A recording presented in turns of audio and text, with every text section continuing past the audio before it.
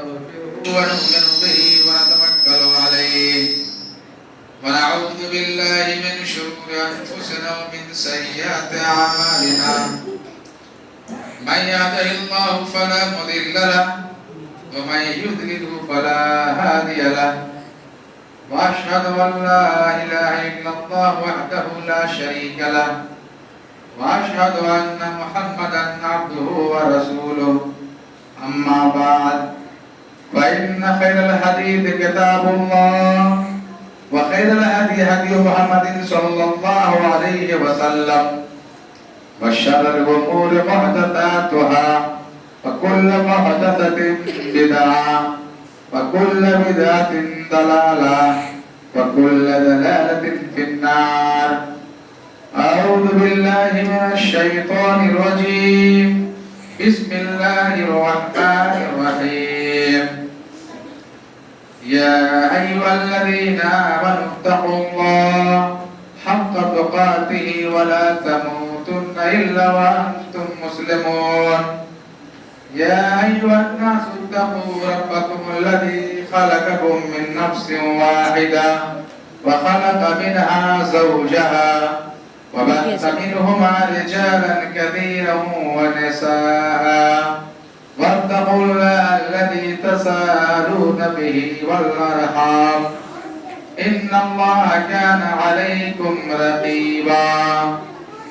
يا أيها الذين آمنوا اتقوا الله وقولوا قولا سديدا يصلح لكم أعمالكم ويغفر لكم ذنوبكم ومن يطع الله ورسوله فقد فاز فوزا عظيما.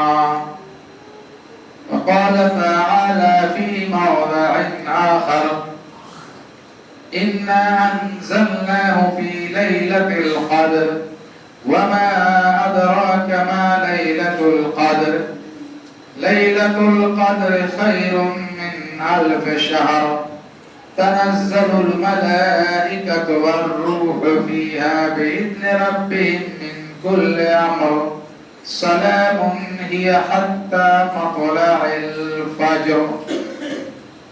وقال النبي صلى الله عليه وسلم من قام ليلة القدر إيمانا واحتسابا غفر له ما تقدم من ذنبه. رب اشرح لي صدري ويسر لي أمري واحلل عقدة من لساني يفقهوا قولي. رب اشرح لي صدري ويسر لي أمري واحلل عقدة من لساني يفقهوا قولي. رب زدني علما رب زدني علما. سامعین کرام، حاضرین جمعہ، دینی ملی بھائیوں، بزرگوں اور دوستوں، ہر قسم کی تعریف و توصیف، حمد و ثنا، کبریائی، بزرگی اور بڑائی اللہ رب العالمین کے لیے جو ہم سب کا خالق، مالک اور رازق ہے، جنہوں نے ہمیں اور آپ کو رمضان جیسے بابرکت اور مقدس مہینے میں روزہ رکھنے کے ساتھ ساتھ دیگر اعمال صالحہ کو انجام دینے کی توفیق بخشی. فللہ الحمد والمنہ. بعد درود و سلام نازل ہو آخری نبی احمد مجتبی محمد مصطفیٰ عربی صلی اللہ علیہ وسلم پر. حضرات گرامی، ہم اور آپ جس مہینے سے گزر رہے ہیں، جو مہینہ ہمارے اور آپ کے اوپر سایہ فگن ہے، نہایت ہی خیر و برکت والا مہینہ رمضان کا مہینہ ہے، جس کے مکمل ایک مہینے کا روزہ رکھنا ہر مسلمان مرد و عورت، عاقل، بالغ، مقیم اور صحت مند پر فرض ہے. اور رمضان شریف کے روزے رکھنا دین اسلام کا ایک رکن بھی ہے. رمضان 3 عشروں پر مشتمل ہے. پہلا عشرہ ہم لوگ پار کر چکے، دوسرا عشرہ دوسری دہائی بھی پار کر چکے، تیسرے عشرے تیسرے دہائی میں ہم لوگ شامل ہیں، تیسرے عشرے میں ہم داخل ہو چکے ہیں. اس تیسرے عشرے میں جو آخری عشرہ ہے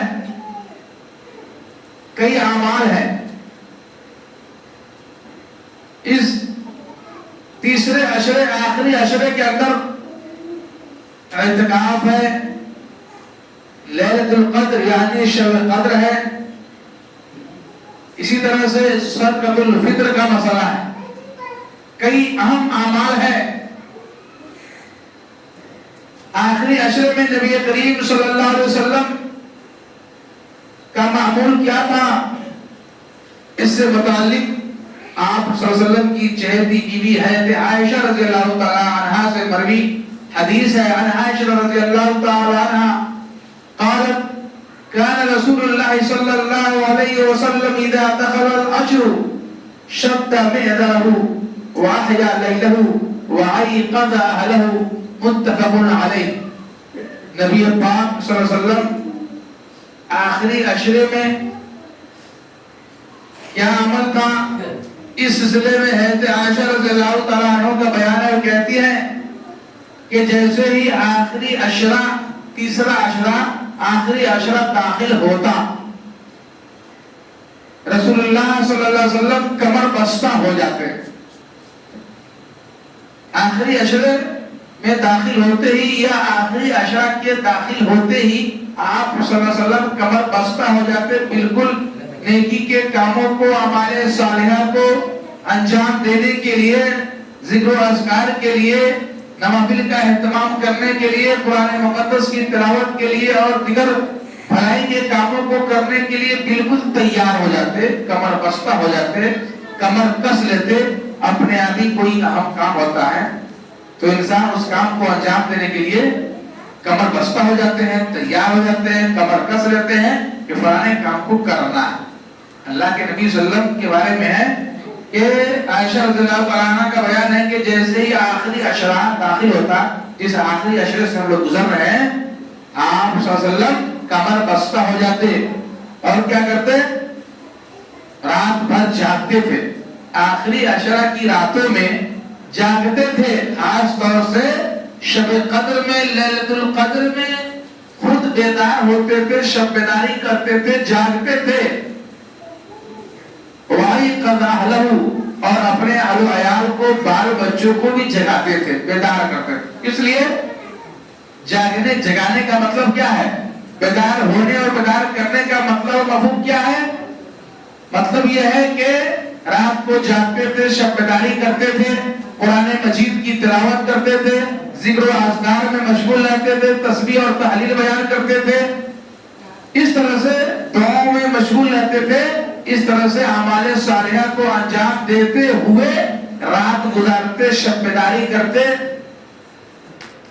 یہ نبی کریم صلی اللہ علیہ وسلم کی سنت رہی. ہم بھی آخری عشرے کو پائے ہوئے ہیں، ہم خوش نصیب ہیں. غنیمت سمجھتے ہوئے اس آخری عشرے میں سب سے پہلے تو اس آخری عشرے میں اعتکاف کا مسئلہ آتا ہے.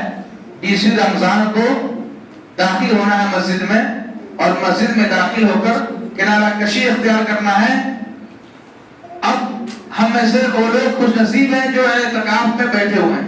دنیاوی مشغولیات، مصروفیات کو چھوڑ کر، دنیاوی مصروفیات و مشغولیات کو بالائے طاق رکھ کر مسجد میں کنارہ کشی اختیار کر لینا، ایک کونے میں جگہ بنا کر اللہ کی عبادت کی غرض سے اپنے آپ کو تنہا اور اکیلا کنارہ کشی اختیار کر لینے کا نام اعتکاف ہے. یہ اعتکاف سنت مؤکدہ ہے. نبی کریم صلی اللہ علیہ وسلم خود اعتکاف میں بیٹھتے تھے، اور آپ صلی اللہ علیہ وسلم کی ازواج مطہرات بھی بیٹھتی تھی، عورتیں بھی بیٹھ سکتی ہیں.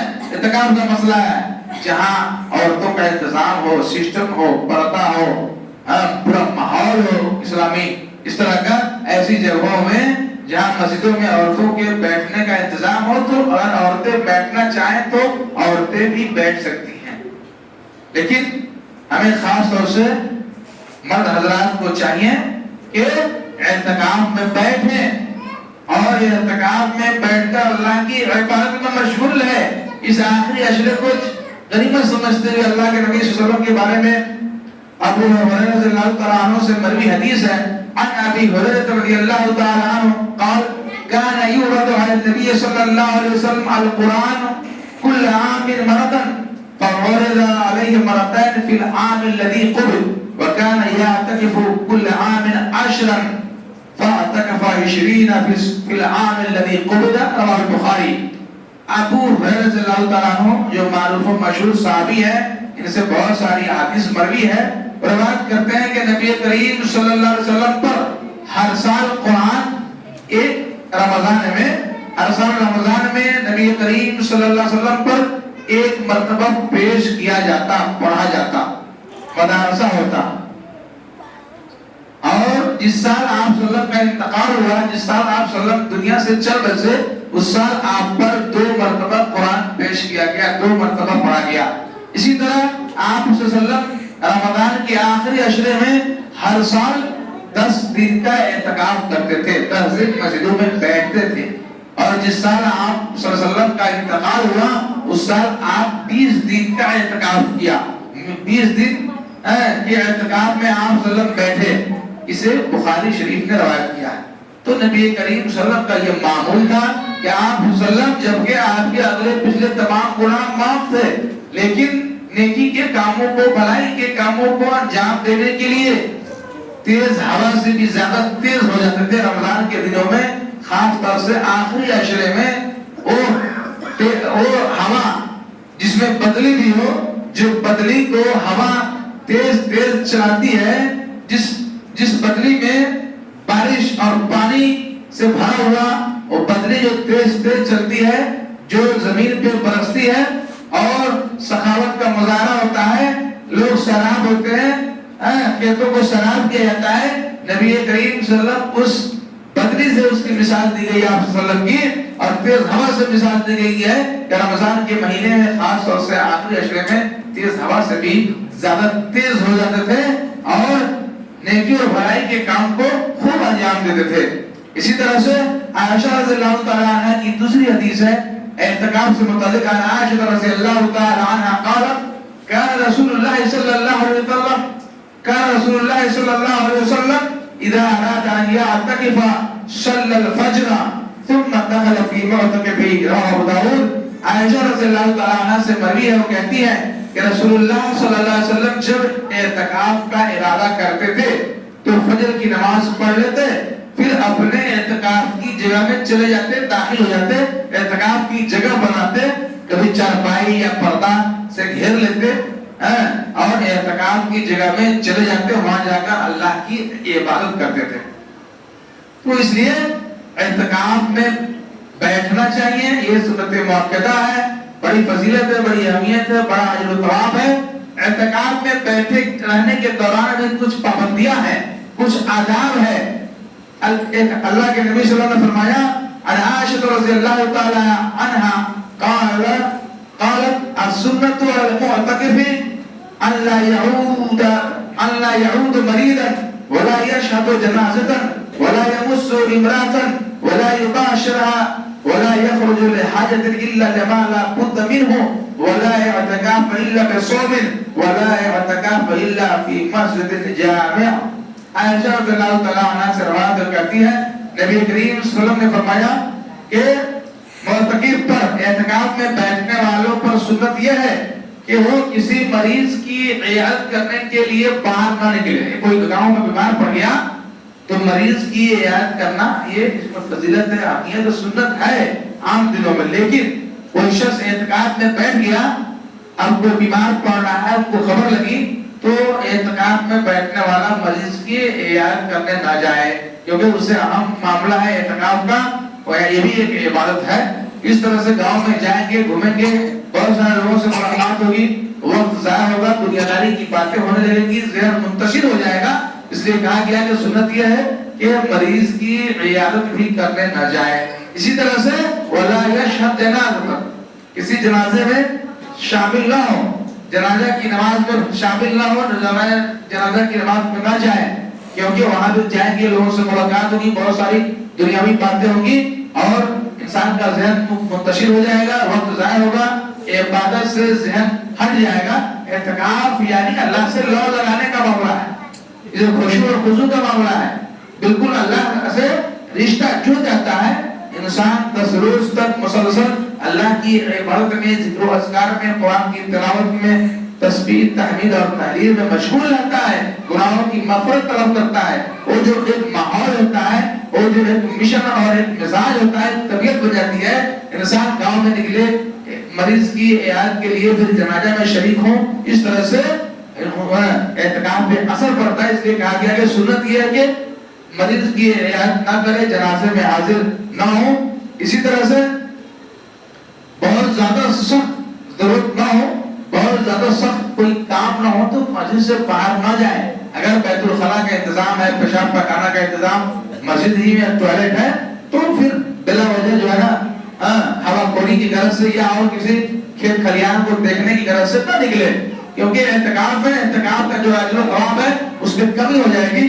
اس لیے سنت یہ ہے کہ بلا ضرورت اعتکاف میں بیٹھنے کے دوران بلا ضرورت باہر نہ جائے۔ اسی طرح سے روزوں کی حالت میں اعتکاف ہے۔ اعتکاف اس شخص کے لیے ہے جو روزہ رکھے، ایسا نہیں کہ روزہ نہیں رکھتے ہیں لیکن اعتکاف میں بیٹھ گئے تو اعتکاف نہیں ہے، بلکہ روزہ داروں کے لیے ہی اعتکاف ہے۔ اسی طرح سے اعتکاف کہاں ہے؟ مسجد میں ہے، مسجد میں ہے جہاں آپ 5 وقتہ نماز پڑھتے ہیں، جمعہ ادا کرتے ہیں، ایسی مسجدوں میں اعتکاف ہے، گھروں میں اعتکاف نہیں ہے۔ تو اس لیے یہ اعتکاف میں بیٹھنے والوں کے لیے یہ پابندیاں ہیں، یہ آداب ہے، یہ سنتیں ہیں۔ تو اس آخری عشرے میں ایک اہم معاملہ اعتکاف کا ہے۔ دوسرا اہم معاملہ اس آخری عشرے میں 5 طاق راتیں ہیں۔ کتنے راتیں ہیں؟ 5 طاق راتیں ہیں، جن میں ایک ایسی رات ہے جو 1000 مہینوں کی عبادت سے بہتر ہے، 1000 مہینوں سے بہتر ہے۔ کون سی رات ہے؟ 21ویں کی رات، 23ویں کی رات، 25ویں کی رات، 27ویں کی رات اور 29ویں کی رات۔ جیسا کہ اللہ تعالیٰ نے قرآن مقدس کے اندر ارشاد فرمایا اِنَّا أَنزَلْنَاهُ فِي لَيْلَةِ الْقَدْرِ وَمَا أَدْرَاكَ مَا لَيْلَةُ الْقَدْرِ لَيْلَةُ الْقَدْرِ خَيْرٌ مِّنْ أَلْفِ شَهْرٍ تَنَزَّلُ الْمَلَائِكَةُ وَالرُّوحُ فِيهَا بِإِذْنِ رَبِّهِم مِّن كُلِّ أَمْرٍ سَلَامٌ هِيَ حَتَّىٰ مَطْلَعِ الْفَجْرِ کہ میں نے قرآن کو لیلۃ القدر میں، شب قدر میں نازل کیا۔ وَمَا أَدْرَاكَ مَا لَيْلَةُ الْقَدْرِ تمہیں کیا معلوم، تمہیں کیا پتا، تمہیں کیا اندازہ کہ یہ لیلۃ القدر کیا ہے، شب قدر کیا ہے؟ لیلۃ القدر خیر من الف شہر، یہ لیلۃ القدر شب قدر 1000 مہینوں سے بہتر ہے۔ سبحان اللہ۔ ایک شخص شب بیداری کرتا ہے شب قدر میں، لیلۃ القدر میں، اور اللہ کی عبادت کرتا ہے تو یہ ایسا کرنا 1000 مہینوں سے بہتر ہے لیلۃ القدر، شب قدر۔ اس لیے میرے محترم بزرگ دوستو، شب قدر جو 4 ابھی باقی ہے، ایک سے ہم پار ہو گئے، گزر گئے۔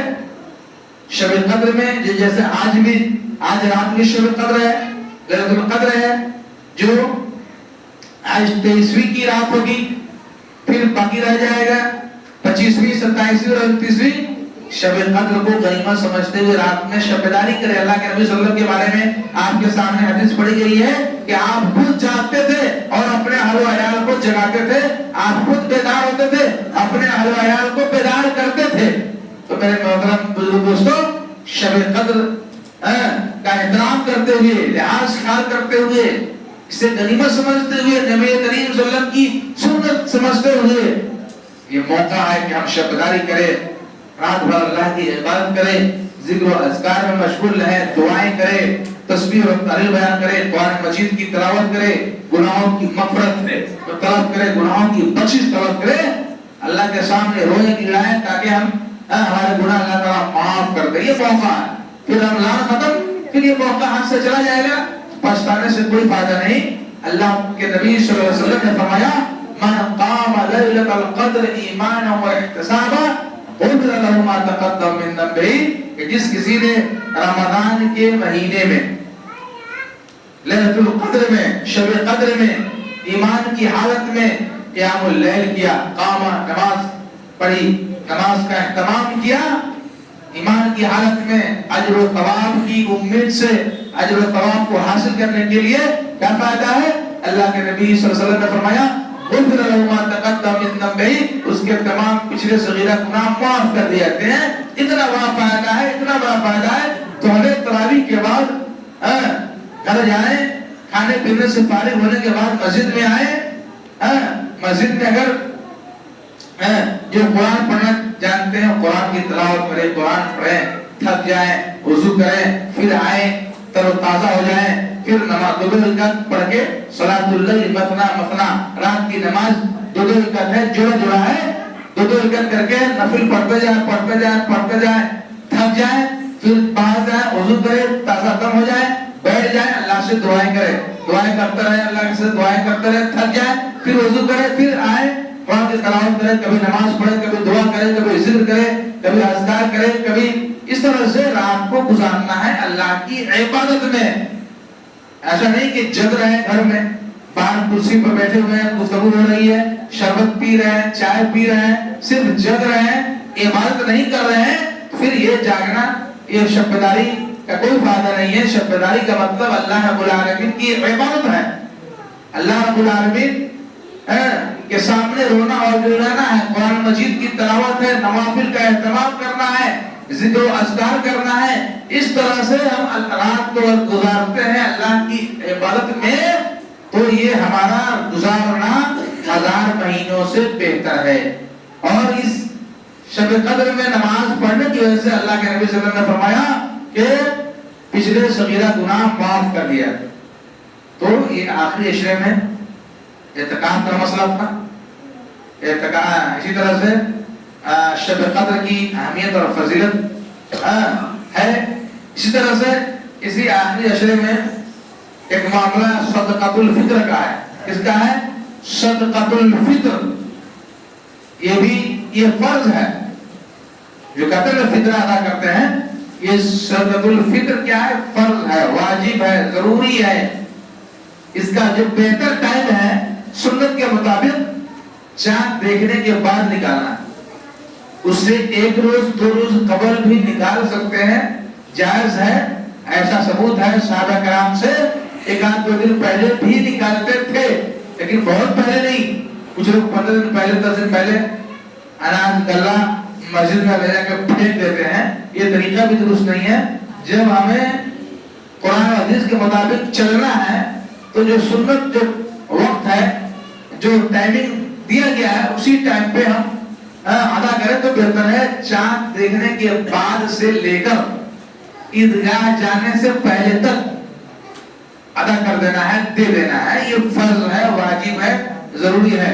چاہے مسلمان مرد ہو یا عورت، عاقل ہو یا بالغ ہو یا بچہ ہو یا بوڑھا ہو، تندرست ہو یا بیمار ہو، چھوٹا سے چھوٹا بچہ کیوں نہیں ہو، سب کے جانب سے 1 سا عربی وزن ہے. 1 سا حدیث کے اندر سا کا لفظ ہے.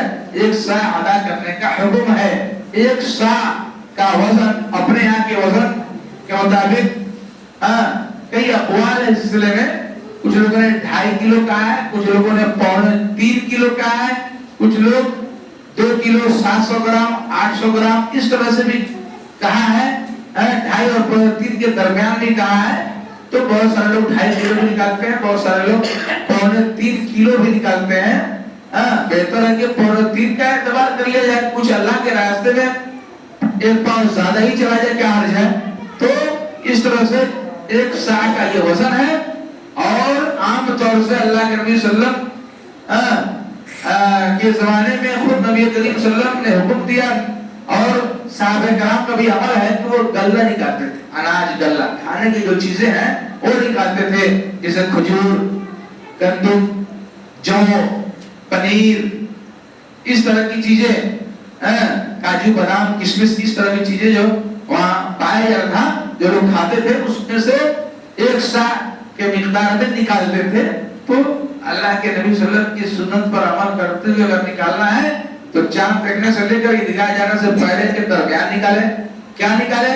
جو کھاتے ہیں، چاول کھاتے ہیں چاول نکالے. اسی طرح گندم نکالے، اس کو بھی کھاتے ہیں، وہ بھی ثبوت ہے.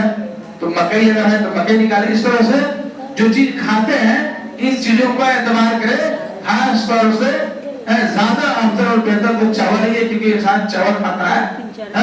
تو غلہ نکالنا چاہیے.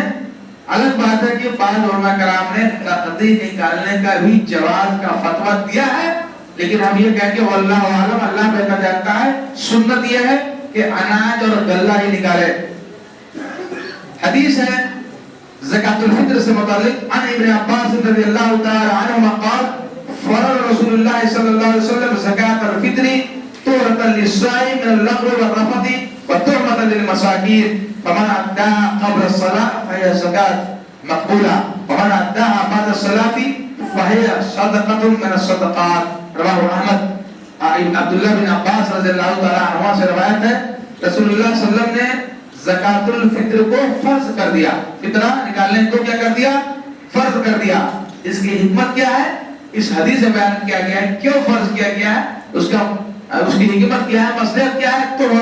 طہرۃ للصائم، روزہ دار کی پاکی کے لیے، یعنی روزہ دار کے گناہوں کے کفارہ کے لیے۔ روزہ رکھنے کی حالت میں ایک مہینہ ہم روزہ رکھتے ہیں تو انسان ہے، کبھی کوئی کمی بیشی ہو گئی، کبھی کوتاہی ہو گئی، کچھ الٹی سیدھی حرکت ہو گئی، تو جو روزہ رکھنے کے دوران کچھ غلطیاں ہو جاتی ہے، ان غلطیوں کا کفارہ یہ صدقۃ الفطر ہے۔ فطرہ نکال دیں گے وہ سب جو ہے نا معاف ہو جائے گا، صاف ہو جائے گا۔ تو یہ حکمت ہے طہرۃ للصائم من اللغو والرفث، لغو اور رفث گناہوں سے، لغویات سے کیا ہے، اس لیے ادا کرنے کی وجہ سے پاک ہو جاتے ہیں، صاف ہو جاتے ہیں، مٹا دیے جاتے ہیں۔ وطعمۃ للمساکین، اسی طرح سے یہ زکات الفطر، صدقۃ الفطر کیا ہے؟ مسکینوں کے لیے کھانا ہے۔ یہ جو نکالتے ہیں فطرہ، یہ مسکینوں کے لیے، فقیروں کے لیے، یتیموں کے لیے، بیواؤں کے لیے، یہ کیا ہے؟ کھانے کے کام آتا ہے۔ اللہ کے نبی صلی اللہ علیہ وسلم کے زمانے میں بھی ایسا ہی کرتے تھے، نکالتے تھے، مسکینوں غریبوں میں تقسیم کرتے تھے۔ ان لوگوں کو بھی عید کی خوشی منانے کے لیے کچھ اناج غلہ کھانے کی چیزیں ہو جاتی تھی۔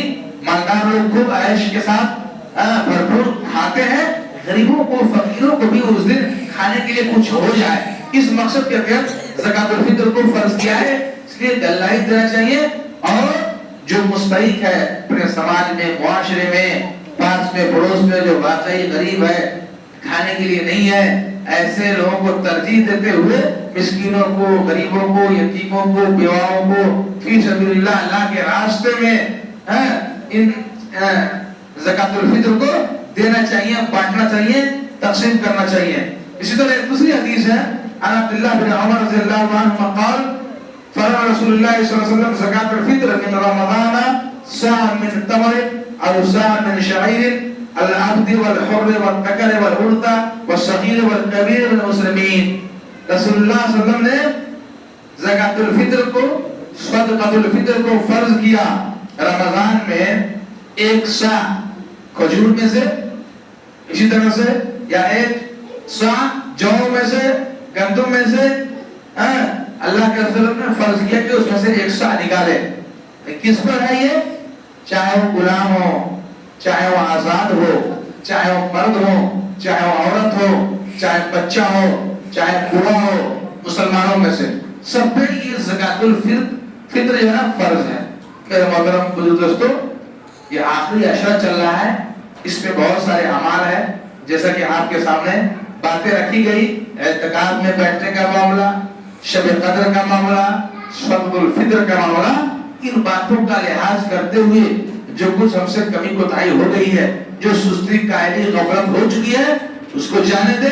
لیکن جو چند ایام رہ گئے ہیں، 4 شب قدر جو باقی ہے، ان باقی ایام کو غنیمت سمجھتے ہوئے خوب سے خوب اخلاص و للہ کے ساتھ روزہ رکھیں، اور شب قدر میں شب بیداری کریں، نوافل کا اہتمام کرے، اللہ کی عبادت کرے، قرآن مجید کی تلاوت کرے، ذکر و اذکار کرے، تسبیح اور تحلیل بیان کرے۔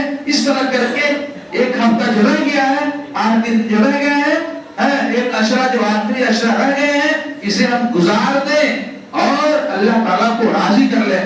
اللہ کو راضی کرنے، اپنے گناہوں کی بخشش کروانے، اپنے گناہوں کی معافی مانگنے کا یہ اچھا موقع ہے، اس کو جانے نہ دیں۔ اگر اس کو گنوا دیتے ہیں گویا ہم بدنصیب ہیں، اور اگر آنے والا جو ایام ہے، ان ایام میں اگر غنیمت سمجھتے ہوئے ایسے موقع کو اپنے آپ کو عبادت میں مشغول کر لیتے ہیں، شب بیداری کرتے ہیں، زکات الفطر ادا کر لے جاتے ہیں، اعتکاف میں بیٹھتے ہیں، قرآن مجید کی تلاوت کر لے جاتے ہیں، اللہ تعالیٰ کو راضی کر لے جاتے ہیں اور اپنے آپ کو جنت کا مستحق قرار لے جاتے ہیں، تو ہم خوش نصیب بندوں میں سے، جس مقصد سے اللہ تعالیٰ نے رمضان کے روزے فرض کیے تاکہ متقی بن جائے، پرہیزگار بن جائے، اللہ سے ڈرنے والا بندہ بن جائے۔ تو اگر ایسا ہم کر لے جاتے ہیں تو گویا ہم نے رمضان کے اس مہینے کو غنیمت جانا اور اس کا صحیح استعمال کیا، اور اگر ایسا نہیں کرتے ہیں تو ہم پچھتائیں گے، ہم بدنصیب بندوں میں ہو جائیں گے، اور پتہ نہیں پھر یہ رمضان جیسا مبارک مہینہ، بابرکت والا، خیر والا، مقدس مہینہ ہم دیکھے نہ دیکھے، ہمیں ملے نہ ملے، ہم آنے والے رمضان میں زندہ رہے نہ رہے، پھر پچھتانے سے کوئی فائدہ نہیں ہے۔ اس لیے جو چند ایام باقی رہ گئے اسے غنیمت جانے اور اس میں خوب سے خوب بڑھ چڑھ کر نیکی کے کاموں کو، اعمال صالحہ کو انجام دے۔ اللہ رب العالمین سے دعا ہے کہ اللہ رب العالمین ہمیں رمضان المبارک کے اس مقدس مہینے میں اخلاص للہیت کے ساتھ، روزہ رکھنے کے ساتھ ساتھ دیگر تمام اعمال صالحہ کو انجام دینے کی توفیق عطا فرمائے۔ اس آخری عشر میں اعتکاف میں بیٹھنے، قرآن مجید کی تلاوت کرنے، ذکر و اذکار کرنے، تسبیح اور تحلیل بیان کرنے، اور شب قدر میں شب بیداری کر کے اللہ رب العالمین کی عبادت کرنے کی توفیق عطا فرمائے۔ اللہ رب العالمین ہمارے ان روزوں کو اور ان اعمال صالحہ کو شرف قبولیت بخشے، اور اللہ تبارک تعالیٰ ہمیں اور آپ تمام حضرات کو ہمیشہ اخلاص و للہیت کے ساتھ عمل کرنے کی توفیق عطا فرمائے۔ اقول قولی ھذا استغفر اللہ لی ولکم ولسائر المسلمین۔ سبحان ربک رب العزۃ عما یصفون وسلام علی المرسلین والحمد للہ رب العالمین۔ بارک اللہ لنا ولکم فی الآیات والذکر الحکیم، انہ تعالی جواد کریم ملک بر رؤوف رحیم۔